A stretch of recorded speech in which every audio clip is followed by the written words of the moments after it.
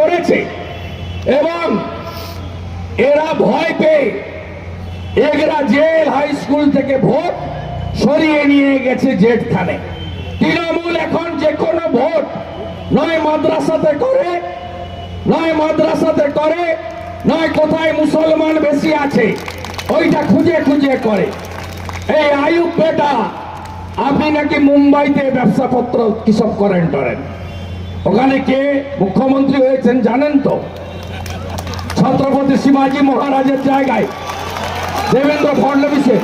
ওর ডিটেলসটা আমাকে দেবেন, ডিটেলসটা আমাকে শুধু দেবেন, কি করে উল্টো ঝুলিয়ে সোজা করতে হয়। আমার নাম শুভেন্দু অধিকারী, আমি করে দেখাবো। আমার লোকদের মেরেছে, পল্লব মহাপাত্র, শঙ্কর বেরার রক্ত হবে না কো ব্যর্থ। আজকে আমি আপনাদের কাছে বলবো, ওই চোর তৃণমূল, আজকে সোশ্যাল মিডিয়ায় আমি দিয়েছি, দেখবেন মুর্শিদাবাদের সুতির এক তৃণমূলের বুথ সভাপতি, তিনি আবার মহিলা, তিনি বলছেন এই বুথে আবাসের ছিলেন, কে করেছিলেন, কেন করেছিলেন, উত্তরগুলো দেবেন তো আপনারা। যারা এখানে দাঁড়িয়ে শঙ্কর বেরাকে মঞ্চে বসিয়ে বড় বড় কথা বলছিলেন, সেই শঙ্কর বেরা এখন বিজেপি করছেন।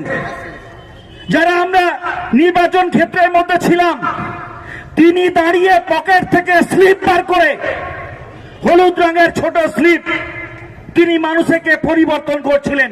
আমরা করিনি, ক্যাম্পাসের মধ্যে শঙ্কর বেরা নিজে করছিলেন। স্বাভাবিকভাবে মানুষের মধ্যে ক্ষোভ তৈরি হয়েছে। তিনি যখন বেরিয়ে আসেন, বেরিয়ে আসার পরে তাকে যখন জনতা ঘিরে ধরেছিল, এই আয়ুব খান, যাকে জেহাদি বলে বলা হচ্ছে, তিনি তাকে জড়িয়ে ধরে গাড়ির মধ্যে তুলে সেখান থেকে বার করে দিয়েছিলেন। শুভেন্দু বাবু, আপনি তো ছিলেন না ক্যাম্পাসের মধ্যে, কিন্তু শঙ্কর বাবু ছিলেন।